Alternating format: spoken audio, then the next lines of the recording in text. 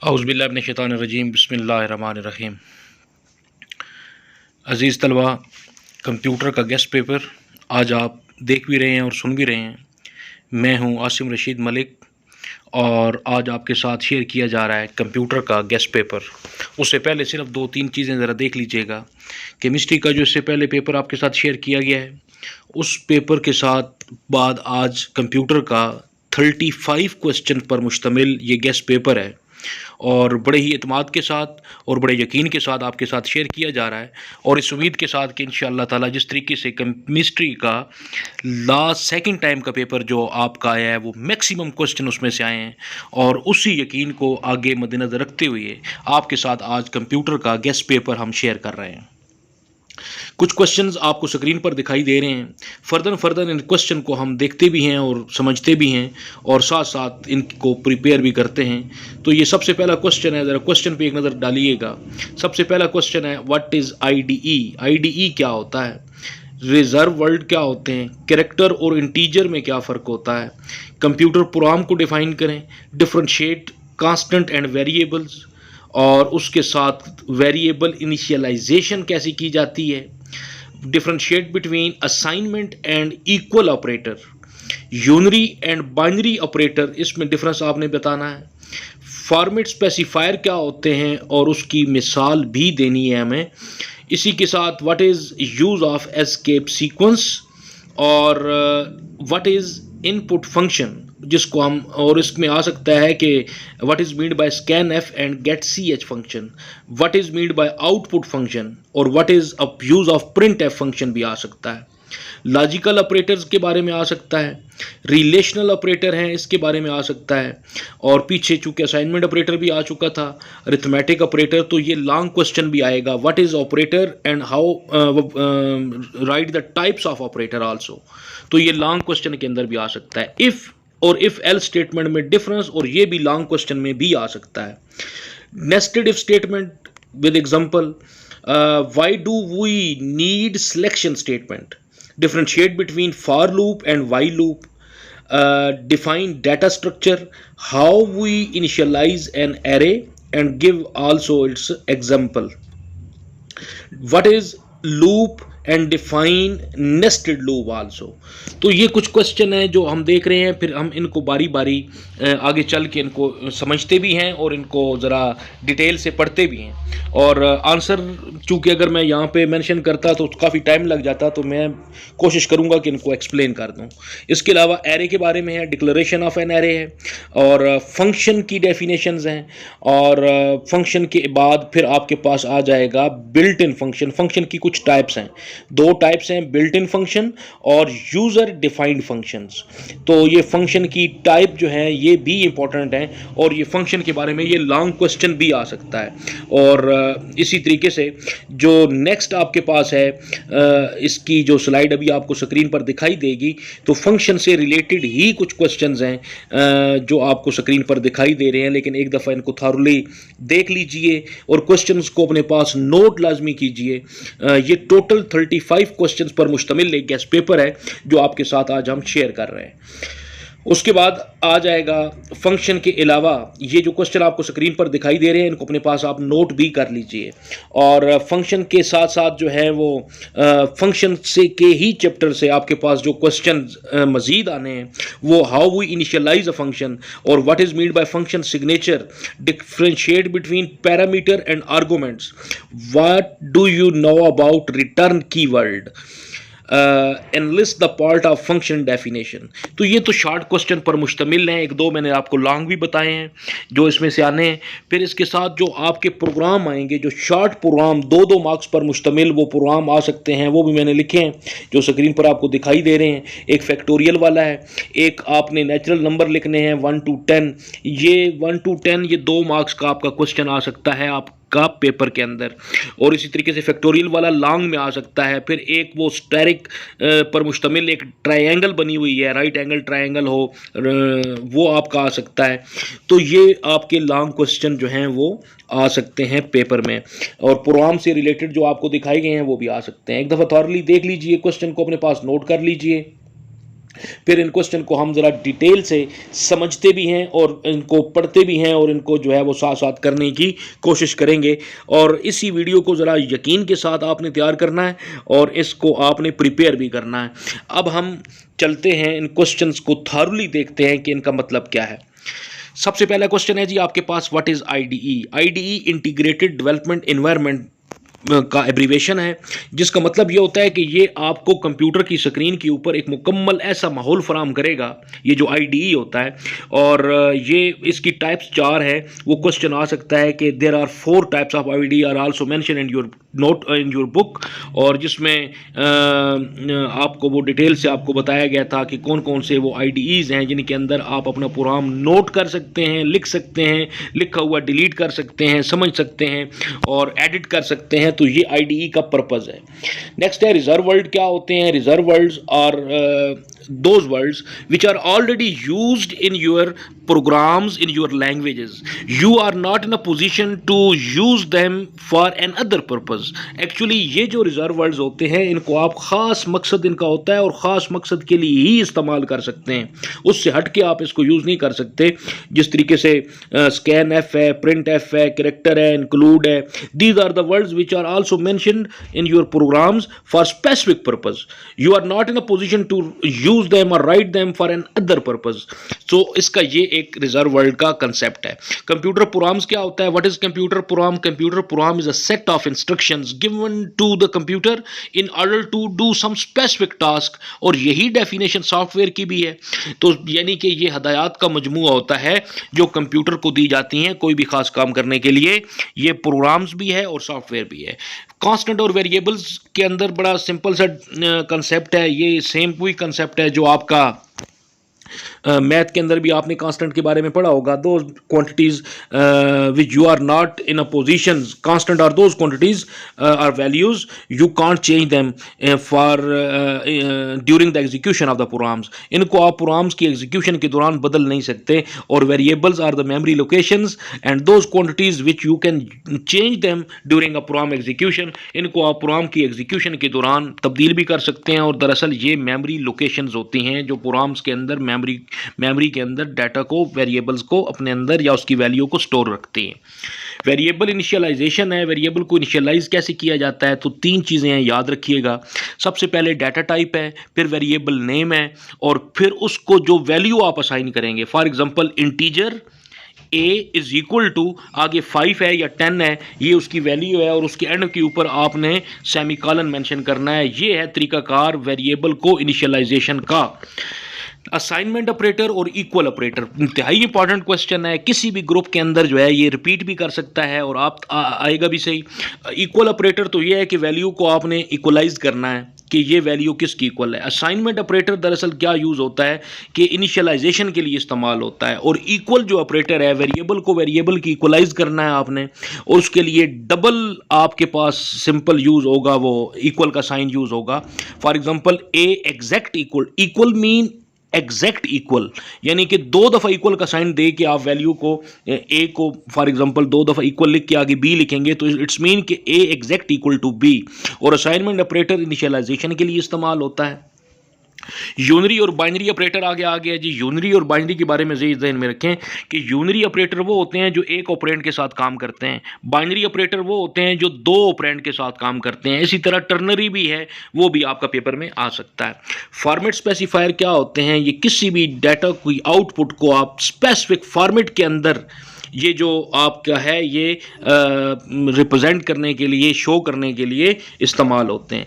Escape sequence है, ये भी आउटपुट को आपकी रिक्वायरमेंट के मुताबिक बैक स्लैश के साथ इस्तेमाल होते हैं। बैक स्लैश एन अगर यूज़ करते हैं तो जो भी आउटपुट होगी अगली वो नेक्स्ट लाइन के ऊपर आएगी। तो ये बैक स्लैश के साथ एस्केप सीक्वेंस इस्तेमाल होते हैं। तो इस तरीके से आप इनको हैंडल कर सकते हैं और ये क्वेश्चन आप इस तरीके से लिख सकते हैं। नेक्स्ट क्वेश्चन है इनपुट फंक्शन। बड़ा ही इंपॉर्टेंट क्वेश्चन है और यहाँ पे ये बात ज़हन में रखें कि ये आपका आ सकता है कि what is use of scan F and gate C H function, ये दोनों इनपुट के फंक्शन हैं। इनपुट को लेने के लिए, यूज़र से इनपुट को लेने के लिए और उनको स्पेसिफिक फॉर्मेट के अंदर एक्सेप्ट करने के लिए वो इस्तेमाल होते हैं। तो स्कैन-एफ जो है ये यूज़र से इनपुट लेगा और getch प्रोग्राम के आप एंड के ऊपर लिखते हैं तो स्कैन-एफ के थ्रू उसका एक स्पेसिफिक फॉर्मेट है और स्पेसिफिक फॉर्मेट के थ्रू आप वैल्यू को, यूज़र जो है वो वैल्यू को आप ले सकते हैं यूज़र से ड्यूरिंग रन टाइम। ये बात ध्यान में रखिएगा, during run time we can use the value या we can take the value या out in input from the user during the run time. तो उसके बाद आपके पास आ गया जो नेक्स्ट क्वेश्चन है वो प्रिंट एफ फंक्शन। ये आउटपुट फंक्शन है। आउटपुट को शो करने के लिए, स्क्रीन के ऊपर जाहिर करने के लिए आउटपुट का फंक्शन इस्तेमाल होता है और इसके लिए जो कीवर्ड इस्तेमाल होता है वो प्रिंट एफ स्टेटमेंट है, प्रिंट एफ फंक्शन है, सॉरी प्रिंट एफ फंक्शन इस्तेमाल होगा वैल्यू को स्क्रीन के ऊपर जाहिर करने के लिए। ये पहला पेज था आपका जिसके अंदर जो क्वेश्चन जो आई हुई थे उसको आपके साथ डिटेल से समझाने की आपको कोशिश की है। तो ये क्वेश्चन आप बुक से कहीं से भी आप प्रिपेयर कर सकते हैं और इसको आप प्रिपेयर करने के बाद, इसको अच्छी तरीके से याद करने के बाद आप इसको अपने खुद से जो है वो कर सकते हैं, तैयार कर सकते हैं। नेक्स्ट है जी आपके पास जो क्वेश्चन है वो आपके पास है define logical operator with example. मैंने आपको शुरू में बताया था ये ऑपरेटर के बारे में है। लॉजिकल ऑपरेटर हमारे पास तीन है basic operator, basic logical operator, and operator, or operator और नॉट ऑपरेटर। और एंड के लिए एंड का सिंबल 2 दफ़ा इस्तेमाल होता है, आर के लिए स्ट्रेट 2 लाइनें इस्तेमाल होती हैं और इसी तरीके से नॉट के लिए जो है वो एक्सक्लेमेटरी साइन जो है वो इस्तेमाल होता है और साथ इक्वल का ऑपरेटर इस्तेमाल होता है। तो उसके बाद आपके पास है ये ऑपरेटर की, ऑपरेटर करते क्या है, ऑपरेटर दी गई कीमतों पर मुख्तलिफ अवामिल सर अंजाम देते हैं। ये लॉन्ग क्वेश्चन में भी आ सकता है। फिर इसकी टाइप्स हैं, अभी आपने वो पढ़ा लॉजिकल, अभी रिलेशनल ऑपरेटर। रिलेशनल जो ऑपरेटर है ये relational operator compare the values, ये वैल्यूज़ को कंपेयर करता है, less than, greater than, equal, less और इक्वल, ग्रेटर और इक्वल, नॉट इक्वल, ये इसके लिए इस्तेमाल होते हैं कुछ सिंबल्स जो रिलेशनल ऑपरेटर जो है ये कंपैरिजन के लिए इस्तेमाल होता है। अच्छा, उसके बाद क्वेश्चन है इफ़ स्टेटमेंट क्या होती है और इफ़ एल स्टेटमेंट में फ़र्क क्या है। देखिए इफ़ स्टेटमेंट ये कंडीशनल स्टेटमेंट्स हैं, ये कंडीशनल स्ट्रक्चर में कंडीशनल जो है वो कंट्रोल स्ट्रक्चर के अंदर कंडीशनल स्टेटमेंट है और सिलेक्शन स्टेटमेंट के अंदर इसको हम लेते हैं। और ये दरअसल करते क्या हैं कि ये वैल्यू को कंडीशन की बुनियाद पर परखते हैं, जांचते हैं, पड़ताल करते हैं और कंडीशन के मुताबिक हैंडल करते हैं। फ़र्क ये है कि इफ़ के अंदर जब हम यूज़ करते हैं तो सिर्फ एक ही कंडीशन फॉल करती है, जब हम इफ़ एल्स के अंदर करते हैं तो 2 कंडीशन फॉल करती हैं और दोनों में से कोई एक ट्रू होगी और बाकी जो है जितनी भी यूज़ करते हैं आप, 1 करते हैं, मज़ीद 10 करते हैं, 50 करते हैं, वो सारी की सारी जो है वो फॉल्स शुमार होंगी। तो इफ़ एल्स के अंदर मोर देन 1 कंडीशन का कंपैरिजन है इन which only one condition will be true and all other remaining conditions considered to be false। जबकि if के अंदर सिर्फ और सिर्फ एक ही कंडीशन आएगी तो वो या तो ट्रू होगी तो आंसर आएगा, फॉल्स होगी तो उसका रिजल्ट कोई नहीं आएगा। उसके बाद हमारे पास है जी why do we need selection statement. तो सिलेक्शन स्टेटमेंट क्यों इस्तेमाल की जाती है, अभी मैं बता चुका हूँ इस पिछले प्रोग्राम के स्टार्ट में कि ये कंडीशन की बुनियाद पर वैल्यूज़ को जांचते हैं, पड़ताल करते हैं और उसकी बुनियाद के ऊपर वैल्यू को जो है वो जो दुरुस्त होती हैं उनको एग्जीक्यूट किया जाता है और जो फॉल्स होती हैं वो रिमूव कर दी जाती हैं या इग्नोर कर दी जाती हैं। तो उसके बाद हमारे पास है कि फॉर और वाइल लूप में क्या फ़र्क है। तो सबसे पहले लूप के बारे में देख लें। लूप क्या होता है? Loop any repeated value, any repeated process is known as loop. जो any repeated process which can repeat its value और स्टेटमेंट अगेन एंड अगेन, जो बार बार किसी भी वैल्यू को दोहराए, बार बार दोहराए, वो लूप कहलाता है। लूप की बुनियादी 2 टाइप्स हैं, 3 हैं वैसे, 2 के बारे में यहाँ पे बताया गया है, फॉर लूप और वाइल लूप, तीसरा डू वाइल लूप है। तो बहरहाल फॉर लूप क्या होता है? फॉर लूप उस वक्त जो है वो मुफीद साबित होता है जब लूप को चलने से पहले पता हो कि इसने वैल्यू को कितनी मरतबा दोहराना है, कितनी मरतबा रिपीट करना है, तो वो फॉर लूप होगा। लेकिन वाइल लूप जो है, ये मैंने फॉर लूप के बारे में बताया, वाइल लूप के बारे में समझ लीजिए कि ये लूप को चलने से पहले नहीं कन्फर्म होता कि इसने किसी भी स्टेटमेंट को कितनी मरतबा दोहराना है। वो उस वक्त तक दोहराता रहेगा जब तक दी गई मतलूबा कंडीशन ट्रू रहेगी। जो ही फॉल्स होगी ये एग्जीक्यूट कर जाएगा। तो ये बुनियादी फ़र्क है। नेस्टेड लूप क्या होता है भाई? नेस्टेड लूप होता है कि loop used with in loop, loop के अंदर जब आप लूप इस्तेमाल करते हैं तो वो नेस्टेड लूप कहलाता है। और जाहिर है जो सबसे इनर लूप होगा ये सबसे पहले जो है वो एग्जीक्यूट होगा, फिर उससे बाहर वाला, और सबसे बाहर वाला जो होगा लूप वो सबसे आखिर में एग्जीक्यूट किया जाता है। एरे क्या होता है? एरे याद रखिए, एरे एक डाटा स्ट्रक्चर की एक टर्म है जिसमें सेम टाइप ऑफ डाटा जो है वो कंसिडर यूज़ किया जाता है, उसको आप एरे कहते हैं।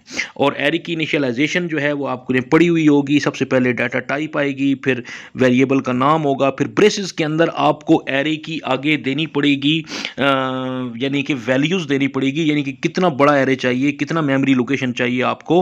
और उसके बाद इक्वल के बाद उस अगर सपोज मैंने 5 लिख दिया ब्रेसेस के अंदर, ब्रैकेट्स के अंदर, और इक्वल के बाद वो 5 वैल्यू दूंगा मैं, तो वो करली ब्रैकेट्स में वो वैल्यूज आएंगी और कामे के बाद वैल्यू 1 बाय 1 दी जाएंगी। इसको एरे की इनिशियलाइजेशन कहा जाता है। फंक्शन क्या होता है भाई? फंक्शन ऑलवेज रिटर्न समथिंग, ये बात याद रख लीजिए।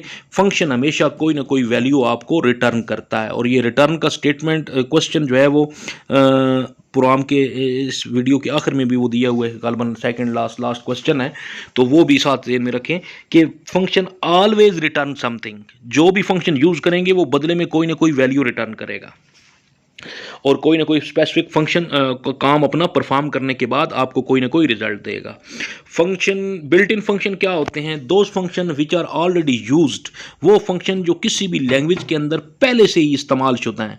हमें फंक्शन बनाने की ज़रूरत नहीं, हमें जस्ट उन्हें यूज़ करना है। We just have to use them only, we don't make them just because they are already exist there, we just have to use them only. और वो ऑलरेडी वहाँ पे किसी भी लैंग्वेज में ऑलरेडी मौजूद हैं, हमें सिर्फ और सिर्फ इस्तेमाल करना है, उनको कहते हैं। और इसी तरीके से जो यूज़र डिफाइंड फंक्शन है वो हम खुद बना सकते हैं, और def F N statement use होती थी कभी, आपने पिछली लैंग्वेज में पढ़ा था जो है वो, लेकिन सी लैंग्वेज के अंदर जो है वो फंक्शन बनाने के लिए डिफरेंट टर्मिनोलॉजी या टेक्निक इस्तेमाल की जाती है। What is mean by signature of function है, differentiate between parameter and arguments के हवाले से क्वेश्चन है। रिटर्न के बारे में आपको बताया गया है। And list the part of function definition, ये भी आपके साथ चीज़ें शेयर की गई हैं। तो बहरहाल ये जो क्वेश्चन है ये तकरीबन राउंड अबाउट 35 के करीब क्वेश्चन बन जाएंगे, 32-33 क्वेश्चन बन जाएंगे। और इसके साथ साथ जो है वो क्वेश्चन का साथ जो लॉन्ग क्वेश्चन है वो भी मैंने आपको बता दिए हैं। लॉन्ग क्वेश्चन दोबारा से समझ लीजिए कौन कौन से आने हैं। सबसे पहले ऑपरेटर के बारे में आ सकता है, फंक्शन के बारे में आ सकता है, पैरामीटर आर्गूमेंट्स के बारे में लॉन्ग क्वेश्चन आ सकता है। और ये कुछ प्रोग्राम्स आपके साथ शेयर किए जा रहे हैं, इनमें से लॉन्ग क्वेश्चन आ सकता है।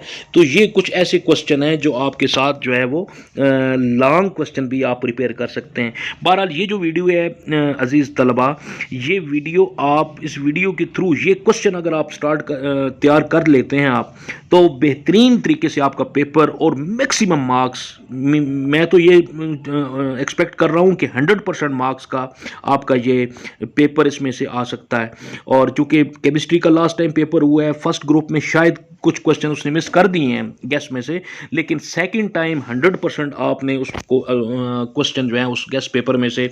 और मज़े की बात, ये मुख्तसर से मुख्तसर सिलेबस मैंने इंतखाब किया है और इसमें से ये इतने क्वेश्चन आए हैं, तो यकीनन ये भी 35 क्वेश्चन, बहुत सारे क्वेश्चन बन सकते हैं, लेकिन ये क्वेश्चन जो हैं आप क्या आ सकते हैं। फिर इसमें एक क्वेश्चन मैंने वो मेंशन किया है कैरेक्टर सेट के हवाले से, what is mean bye character set, short सवाल आएगा, कैरेक्टर सेट क्या होता है। तो इसका आंसर ये हो सकता है कि वो सवाल, वो वैल्यूज़ या वो डाटा, चाहे वो अल्फ़ाबेटिकली हो, स्मॉल लेटर में हो, कैपिटल लेटर्स में हो, या वो न्यूमेरिकल वैल्यूज़, न्यूमेरिकल डाटा जो किसी भी लैंग्वेज में यूज़ होता है और उसको वो हैंडल करता है प्रोग्राम बनाने में, प्रोग्राम को यूज़ करने में, वो तो उसको आप कैरेक्टर सेट कहते हैं। तो कैरेक्टर सेट हर लैंग्वेज का अंदर जो है वो मुख्तलिफ कैरेक्टर्स इन्वॉल्व होते हैं कैरेक्टर की सूरत में, जैसे कि स्मॉल लेटर्स का एक 26 हरूफ का ये है, फिर इस तरीके से न्यूमेरिकल वैल्यूज़ हैं, स्मॉल लेटर्स हैं, तो ये को सारा इज्तिमाई तौर पर इसको कैरेक्टर सेट कहते हैं।